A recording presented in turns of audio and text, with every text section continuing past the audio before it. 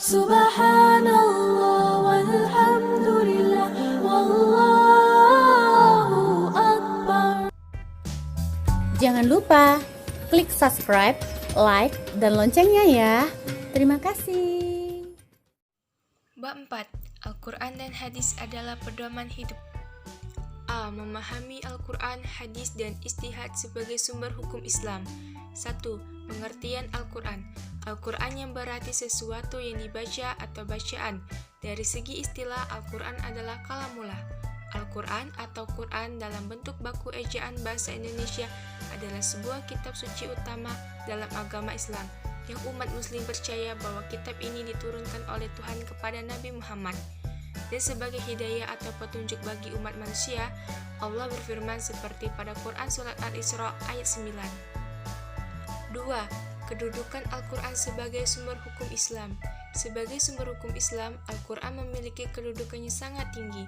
Al-Quran merupakan sumber utama, pertama sehingga semua persoalan harus merujuk dan berpedoman kepadanya, seperti pada Quran Surat An-Nisa ayat 105. 3. Kandungan hukum dalam Al-Quran. Para ulama mengelompokkan hukum yang terdapat dalam Al-Quran ke dalam 3 bagian, yaitu akidah atau keimanan, syariah atau ibadah, dan terdapat 2 hukum, yaitu hukum ibadah dan hukum muamalah, serta akhlak dan budi pekerti. Selanjutnya, ada hadis atau sunnah. 1. Pengertian hadis atau sunnah. Secara bahasa, hadis berarti perkataan atau ucapan. Menurut istilah, hadis adalah segala perkataan, perbuatan, dan ketetapan yang dilakukan oleh Nabi Muhammad SAW. Hadis dinamakan sunnah. Namun demikian, ulama hadis membedakan hadis dengan sunnah. Hadis adalah ucapan atau perkataan Rasulullah. Selanjutnya, ada bagian-bagian hadis sebagai berikut. 1. Sanad, yaitu sekelompok orang atau seseorang yang menyampaikan hadis dari Rasulullah sampai kepada kita sekarang. Yang kedua, ada matan, yaitu isi atau materi hadis yang disampaikan Rasulullah. Dan ada rawi, yaitu orang yang meriwayatkan hadis. 2.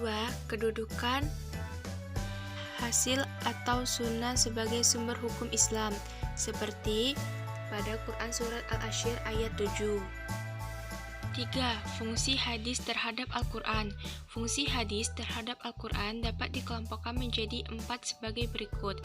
1. Menjelaskan ayat-ayat Al-Quran yang masih bersifat umum. 2. Memperkuat pernyataan yang ada dalam Al-Quran. 3. Menerangkan maksud dan tujuan ayat yang ada dalam Al-Quran, serta menetapkan hukum baru yang tidak terdapat di dalam Al-Quran. 4. Macam-macam hadis. 1. Hadis mutakwir adalah hadis yang diriwayatkan oleh banyak perawi baik dari kalangan para sahabat maupun generasi sesudahnya dan dipastikan di antara mereka tidak bersepakat dusta. 2. Hadis masyhur adalah hadis yang diriwayatkan oleh 2 orang sahabat atau lebih yang tidak mencapai derajat mutakwir, namun setelah itu tersebar dan diriwayatkan oleh sekian banyak tabi'in sehingga tidak mungkin bersepakat dusta. 3. Hadis ahad adalah hadis yang diriwayatkan oleh 1 orang atau 2 orang perawi sehingga tidak mencapai derajat mutakwir. Ada beberapa bagian lagi, yaitu hadis sahih, hadis hasan, hadis dhaif, dan hadis ma'udu. Selanjutnya, ada ijtihad sebagai upaya memahami Al-Quran dan hadis. 1. Pengertian ijtihad. Kata ijtihad berasal dari bahasa Arab, yaitu ijtihada, yajtahidu, ijtihadan, yang berarti mengarahkan segala kemampuan, bersungguh-sungguh mencurahkan tenaga atau bekerja secara optimal. 2. Syarat-syarat berijtihad. Memiliki pengetahuan yang luas dan mendalam, memiliki pemahaman mendalam tentang bahasa Arab, ilmu tafsir, ilmu fikih dan tarik, memahami cara merumuskan hukum, memiliki keluhuran akhlak yang mulia. 3. Kedudukan ijtihad. Ijtihad memiliki kedudukan sebagai sumber hukum Islam setelah Al-Quran dan hadis. Ijtihad dilakukan jika suatu persoalan yang tidak ditemukan hukumnya dalam Al-Quran dan hadis. Dan selanjutnya ada bentuk-bentuk ijtihad, yaitu ada ijma, adalah kesepakatan para ulama ahli ijtihad dalam memutuskan suatu perkara atau hukum. Dan ada kias, yaitu persamaan atau menganalogikan masalah baru yang tidak terdapat di dalam Al-Quran atau hadis dengan yang sudah terdapat di dalam Al-Quran dan hadis karena kesamaan sifat atau karakternya.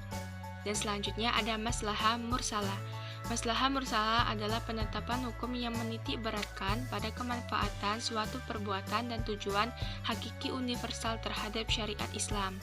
Dan yang terakhir ada hukum taklifi, yaitu satu wajib, yaitu aturan Allah yang harus dikerjakan dengan konsekuensi bahwa jika dikerjakan akan mendapat pahala dan jika ditinggalkan mendapatkan dosa.